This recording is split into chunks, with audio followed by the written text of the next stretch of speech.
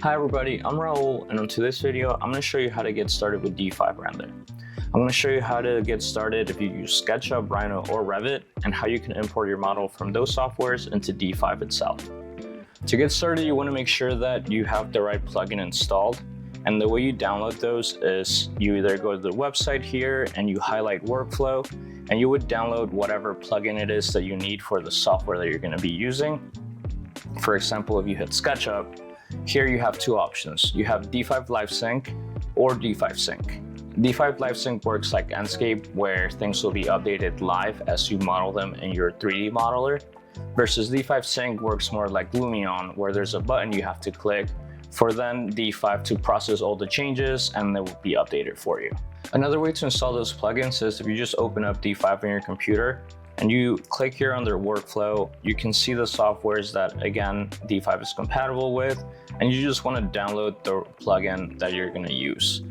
For this tutorial, I've downloaded the D5 Live Sync and the Rhino Live Sync, and for Revit, they only have the sync option for now, but it still works great. So let's go ahead and get started with SketchUp. This is going to be your SketchUp model, and once you install the plugin, you're going to see this ribbon here, or tab, and that's going to be your D5 tab. This is how you open up or how you connect SketchUp directly to D5. If for some reason you don't have it, or if you exit out of it, you can come over to extensions here, and under D5 Live Sync, you're going to see essentially all the buttons that you had within that tab. Or if you right click here on the gray area, you can just check D5 Live Sync, and that tab's going to come back to you. You just want to go ahead and just click the D5 logo here, which is connected to D5 Render, and then you're just going to give it a second for this to load and open up within the D5 screen. I am going to be including this file here on the description below, just because it's going to be a file that I'm going to be using for all the future tutorials that we're going to be doing for D5. But anyways, once you hit that D5 button, it's going to prompt you to either create a new project or sync a local project. New project means exactly what it says. This is a brand new project. You would hit that. If you've already been working on the render and you're just updating things to your modeling within SketchUp, then you would want to hit sync local project, and then you would open up the scene that you've created within D5, and I'll show you guys how to do that in a second. But for this example, let's go ahead and hit new project, and now you can see what got brought into D5 from SketchUp. Some of the other buttons that you should know about are going to be the sync ones, the live sync, and the sync viewport. For example, say you're modeling and you want to add this tower to your scene or your model, then it hasn't been updated within D5. So you can either do two things. You can either come here and just click where it says sync once, and you can see how the tower got added. Or if you are, for example, doing a client presentation and you want to do some masking studies live, then what you could do is come here and tap the live sync. And then you can start pulling, and you can see how D5 is making the changes as you're making them within SketchUp. You can always just turn it off and then keep making changes. Say you're making a lot of changes, you don't want to make your computer lag, and then it's going to be just back where you're modeling on SketchUp without having it sync to D5. The other one is sync viewport, and if you have that on, then D5 is going to match whatever you're looking at within SketchUp. And just note that, say you start shifting your model within D5 and you like a view that you've been setting essentially, you want to make sure you save it under your scene list. Otherwise, whenever you go back to SketchUp and you shift it, then your D5 model is also going to go and you're going to lose that one view that you liked. One thing that I do recommend for all the softwares, it's when you start modeling, you want to make sure that you assign the right material to the different objects. For example, here, the stack, the beam, and the column, it's all supposed to be the same wood. However, because the column is vertical, I want the grain to also be vertical. And on the beam, since it's a horizontal thing, I want the grain to also be horizontal.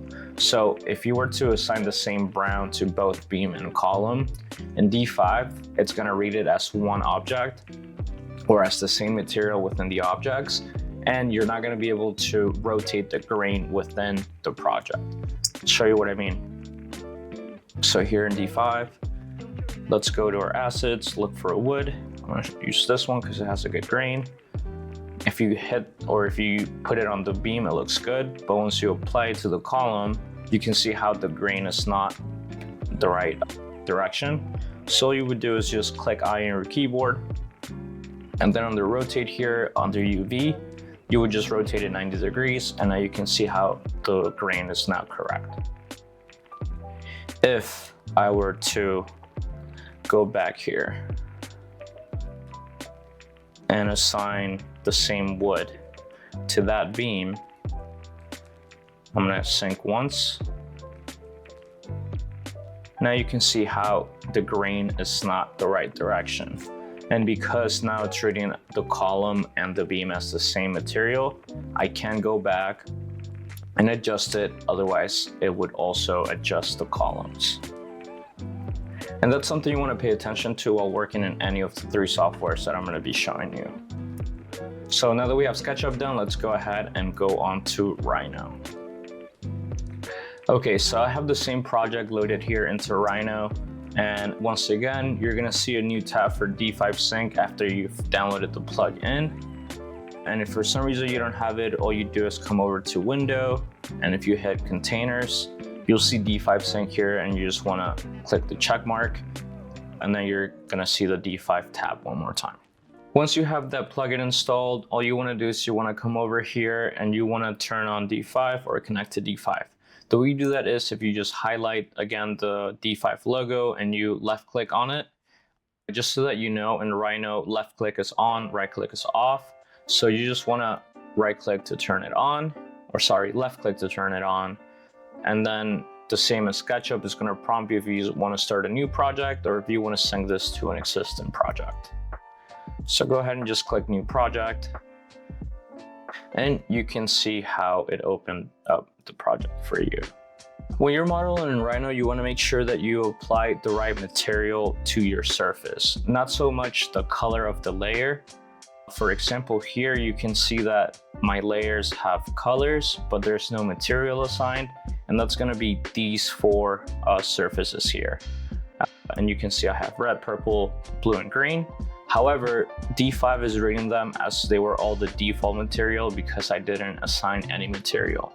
However, on the screen here, you can see that these are gray, which may look like a default. However, here I have applied materials to those layers. So now D5 can read them as different materials. Another way that you can tell if you've applied a material to a surface or not is if you come over here under perspective, you click the down arrow and you can just click rendered, and then you're going to see the colors that you actually have within your model or the materials that you have within your model. And then just like SketchUp, you have the option to synchronize your camera. If you don't want to synchronize your camera, all you do is you right click on it, and then you can see that you can move freely here without affecting the view within D5. You have live sync. Let me turn all of these off. So you have live sync. If you were to make changes, it would happen live. Right now I have it off, so if I were to delete that, nothing would happen within my D5. But if I were to turn live sync on and I were to delete, you can see how they also got deleted within D5. And sync 1 says if you're doing a very detailed model and you don't want to lag up your computer, you would just make the changes within your model. And all you would have to do is come here and just click sync once, and you can see how the changes were made in D5 just the one time. I'm gonna bring them back, and you can see how your D5 stays as the way it was when you synced it. Now let's move on to Revit.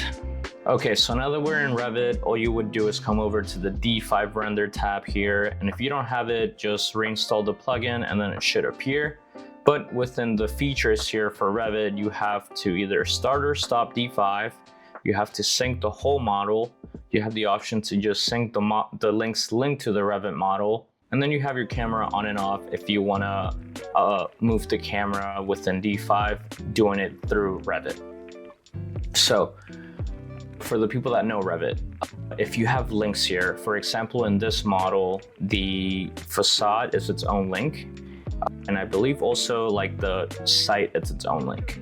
So if you were to make changes on those models separately, you were to save, then you were to reload your links within your Revit screen here, all you would do then is just hit sync link, and then that would update those links within your D5. If you want to update the whole model, including the stuff that you have live in the main model, then you would just do sync model, and that's going to sync everything. But let's go ahead and get started with D5. So you would just right click under start D5, and then like the other two softwares is going to prompt you, is this a new project or do you want to start off something that's already existing? Whenever you open a D5 file from a Revit file, it's going to take a little extra long to open just because it's going to create separate models for every link within your Revit. So here you can see that it's created 3 different models for the 3 different links within our Revit file. So you can go ahead and turn those off so you can see what they are. So like I said, the site, it's going to be 1 link. The front facade is the second, and then everything else is actually live model within the Revit file. One thing that's harder to do in Revit than it is to do in SketchUp or Rhino is how you would change materials within your different surfaces. In SketchUp and Rhino, all you would do is just select the surface and then apply the material and you're good to go. In Revit, however, there's 2 ways you can do it. You want to click on the component, and then if you hit tab, you can just kind of rotate until you select what you want, which is this little cap here. And then you would hit edit type. And then under the material, you can just click on the 3 dots, and then you can change whatever material you want it to be, or you can create a new material. That's one way to do it. The other way to do it is if you go under modify and you click on the paint tool, or the shortcut is PT, then you can select whatever material you want to change to. Let's do this one. And you can just click on what face you want to change.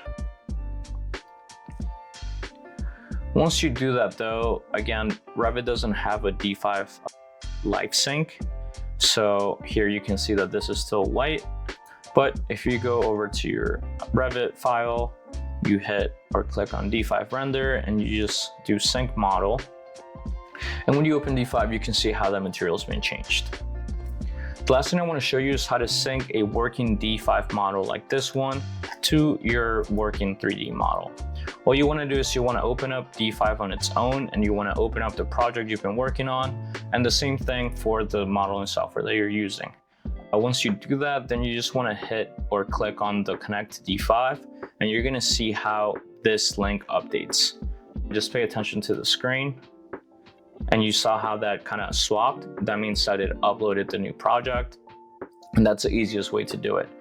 The other way to do it is if you just click here on start D5, you're going to get this prompt again that says either new project or sync to local project, and you just want to sync to local project, and you want to go to wherever you have your project saved. In this case it's here, and you would just hit open, and then D5 is going to open up that project already linked to your model. However, if you for some reason change the name or change the location to where you saved this original model, when you do that, D5 here is going to tell you, hey, I don't see that link within your model, but that's because I saved it in a different location and I saved it as a different name.